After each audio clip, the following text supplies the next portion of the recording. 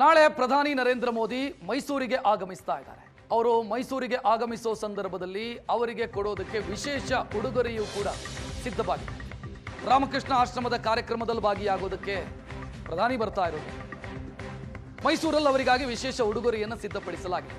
ಶಿಲ್ಪಿ ಅರುಣ್ ಯೋಗಿರಾಜ್ ಅವರು ಕೆತ್ತಿರುವಂಥ ವಿವೇಕಾನಂದರ ಏಕಶಿಲಾ ಮೂರ್ತಿ 8.5 kg ತೂಕ 1.5 ಅಡಿ ಎತ್ತರದ ವಿಯೆಟ್ನಾಂ ಮಾರ್ಬಲ್ ಅಲ್ಲಿ ಕೆತ್ತಲಾಗಿರುವಂಥ ವಿವೇಕಾನಂದರ ಮೂರ್ತಿಯನ್ನು ಅವರಿಗೆ ಉಡುಗೊರೆಯಾಗಿ ಕೊಡಲಾಗಿದೆ. ರಾಮ ಮಂದಿರದ ಬಾಲಕ ಶ್ರೀರಾಮನ ಮೂರ್ತಿಯನ್ನ ಕೆತ್ತಿದಂತ ಅರುಣ್ ಯೋಗಿರಾಜ್ ಅವರು ವಿವೇಕಾನಂದರ ಮೂರ್ತಿಯನ್ನ ಕೆತ್ತಿರೋದನ್ನ ನೀವು ನೋಡ್ತಾ ಇದ್ದೀರಿ. ಇದೇ ಮೂರ್ತಿ 8.5 kg ತೂಕ ಇದೆ. ಇದನ್ನು ಉಡುಗೊರೆಯಾಗಿ ಪ್ರಧಾನಿ ನರೇಂದ್ರ ಮೋದಿ ಅವರಿಗೆ ಕೊಡಲಾಗುತ್ತೆ.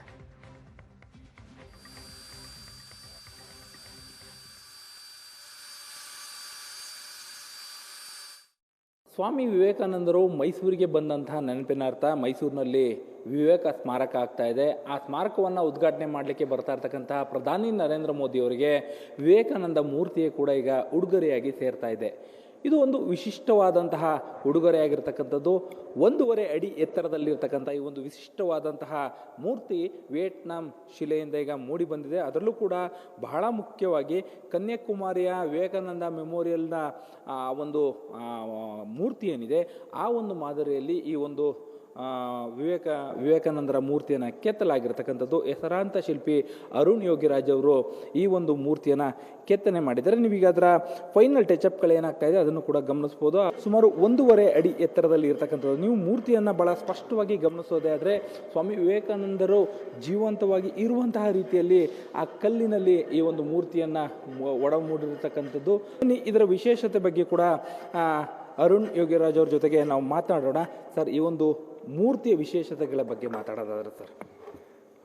ಮೊದಲನೇದಾಗಿ ನಮ್ಮ ರಾಮಕೃಷ್ಣ ಆಶ್ರಮದ ಮೈಸೂರು ಶಾಖೆ ಅಧ್ಯಕ್ಷರಾದ ಮುಕ್ತಿದಾನಂದ ಮಹಾರಾಜ್ ಅವರಿಗೆ ನಾನು ಧನ್ಯವಾದಗಳನ್ನ ತಿಳಿಸ್ತೇನೆ.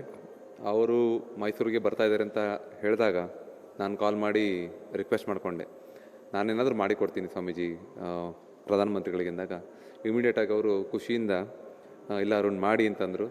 ನಂತರದಲ್ಲಿ ನೀವು ಕಲ್ಲಲ್ಲಿ ಮಾಡ್ತೀರಾ ಅರುಣ್, ತೂಕ ಆಗಿಬಿಡಲ್ವಪ್ಪ ಅದು ಅಂತಂದರು. ಸ್ವಾಮೀಜಿ ಇಲ್ಲ ಸ್ವಾಮೀಜಿ 10 kg ಒಳಗೆ ಬರೋಂಗೆ ಮಾಡ್ತೀವಿ ಅಂತ ಹೇಳಿದ್ವಿ. ಆಗ ಇದನ್ನು ಲೆಕ್ಕಾಚಾರ ಮಾಡಿ ನಾವು ಈಗ ಸರಿಸುಮಾರು ತೊಗೊಳ್ಬೇಕಾದ್ರೆ ನಾವು ಕೆಲಸ ಇದು ಕಲ್ಲು ಒಂದು 40-45 kg ಇತ್ತು. ನಮಗೆ ಪೂರ್ಣಗೊಂಡ ನಂತರ ಈಗ 8.5 kg ಬಂದಿದೆ.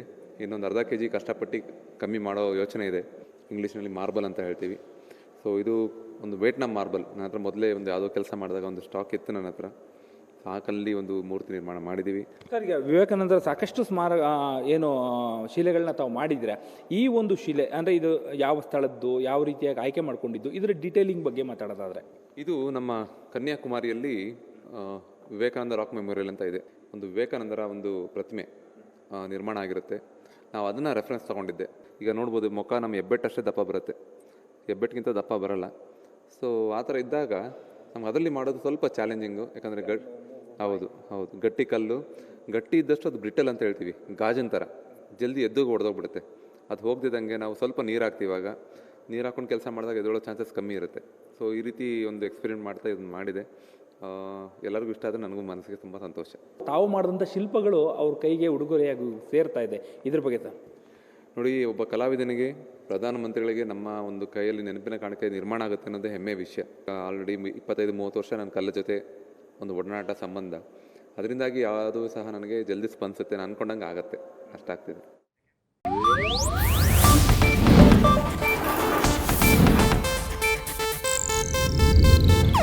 ಇದು ಏಷ್ಯಾನೆಟ್ ನ್ಯೂಸ್ ನೆಟ್ವರ್ಕ್ ಪ್ರಸ್ತುತಿ.